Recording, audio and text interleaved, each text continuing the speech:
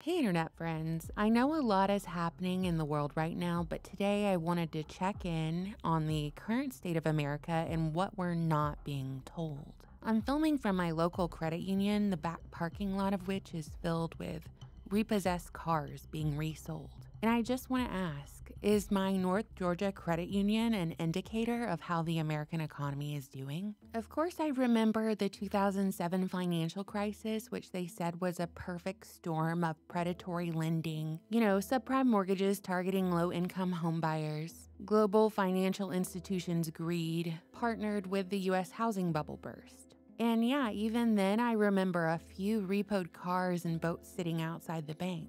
But the difference is these were people's brand new Mustangs in center console fishing boats, not daily drivers used to get them to and from work and picking up their kids from school and driving to doctor's appointments, which is the majority of what I see in this parking lot. And certainly I don't remember ever seeing this many cars back in 2007. Did you know that for new cars, the average monthly payment is $729, which is an increase of 24.4% from 2022. For used car payments, the average monthly payment sits around $500. Anyways, I would like to shift your attention to this incredible article published 2 days ago entitled, "Inflation is Your Fault." Subtitle, "If people are so mad about high prices, why do they keep buying so many expensive things?" This is written by Annie Lowrey. Annie explains that since the lockdown, costs have soared exponentially. A dozen eggs, which cost $1.33 in the summer after the lockdown, cost $4.83 last winter. Gas prices have nearly tripled. Used cars began to outprice new ones. Of course, the costs of renting and of purchasing a home rose. Annie says that despite these raised prices, Americans are still buying these items. And because they're buying instead of boycotting, Annie says that Americans are to blame for inflation, not Joe Biden or greedflation, the evidence of which she says is, quote, scarce. Annie, who is at her core unfit to write such a scathing article, never mentions that inflation is what happens when the monetary supply is increased. Or in other words, when the money printer goes burr, like it did during the whole COVID fiasco, and the Fed kept printing dollars, but no actual wealth actually increased in our country. Do you get what I'm saying? Even though they printed a bunch of money, the value of those dollars in circulation is decreased, since the quantity of the wealth is now spread across a larger number of printed bills. And this happened because during COVID, the Federal Reserve printed trillions of dollars under the pretext of loans and stimulus. Annie just can't fathom, she just can't understand why Americans are buying food and fuel. I mean, how dare they? If they simply stopped buying food and fuel, everything would be fine. I'm sorry, but propagandists just aren't ridiculed enough.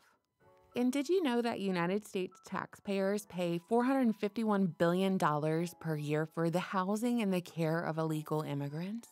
Stuart, we have new numbers, a new report from the U.S. House Committee on Homeland Security Majority. They say the price tag per year is $451 billion. That is both for the housing and care of the asylum seekers as well as those known gotaways. To put it in perspective, that's half of our military budget per year. And it boils down to $2,600 per taxpayer to house and care for illegal immigrants instead of, I don't know. This is a crazy idea I'm throwing out there. Instead of the taxes being used to reinvigorate our country, our citizenship, and our infrastructure.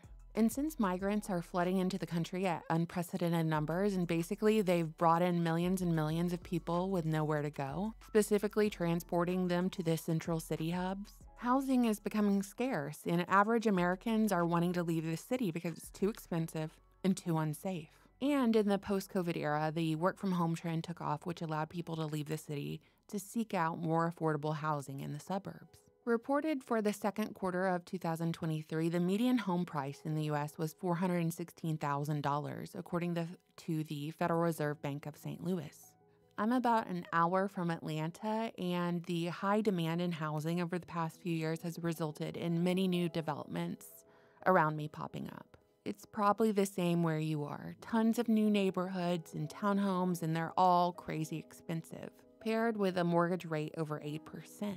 But unlike homes built in the last couple of decades, these homes aren't meant to endure. They're built swiftly on top of each other with the cheapest materials and sold at the highest price they can get away with. It's like single-family dwellings outside of a neighborhood setting are a thing of the past. We took some drone footage comparing the new developments in our town with the older non-HOA streets of single-family homes, which were built with these great materials like brick. And they have these sprawling multi-acre lots that you could really gobble up for the last few decades, from between $100,000 to $300,000.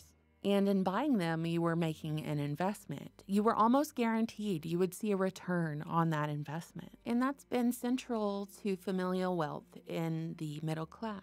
And with these new developments, I'm not so sure. A new poll from Bankrate says that 49% of people in the U.S. have less money saved than they did a year ago. And 1 in 10 people polled said that they have no savings at all. So the result is one of the worst things that can happen to U.S. families, like car repossessions and home foreclosures, which have started to rise. A company called Atom that analyzes real estate data says that there were around 96,000 foreclosure cases in the U.S. in the first quarter of 2023. That is 22% more than a year ago and 6% more than the previous quarter. A major phenomenon across the U.S. in every small town is this advent of these neighborhood developments being built alongside empty warehouses, empty storage facilities, and about 5 million car washes. Everyone I've talked to is noticing these things being built in their town, and their theory is that these storage facilities are being built because of all the foreclosures, so people have a place to store their stuff in the aftermath.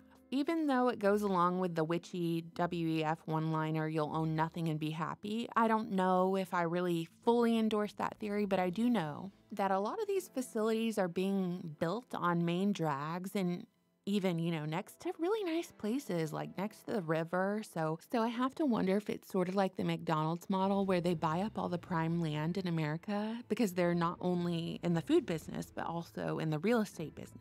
And I have to wonder who owns these facilities that are being built, if they're foreign owners or American investors. But in summary, checking in on America, our dollar is both representative of the energy we spend in exchange for it, and also representative of the parasite on our country that established itself during a meeting at Jekyll Island in 1913, where the most powerful men in the world conspired to create a central bank in the United States. Not a government institution, but a private one that held no allegiance to our country or its citizens. They're stomping out the middle class, and we're just beginning to witness the fallout of COVID lockdowns where small businesses were forced to close, and big box stores like Home Depot and Walmart were encouraged to stay open. What do you think, internet friends? I always look forward to your comments. Thank you so much for watching, subscribing, supporting my channel on Patreon, and purchasing the Deep State Encyclopedia. Bye.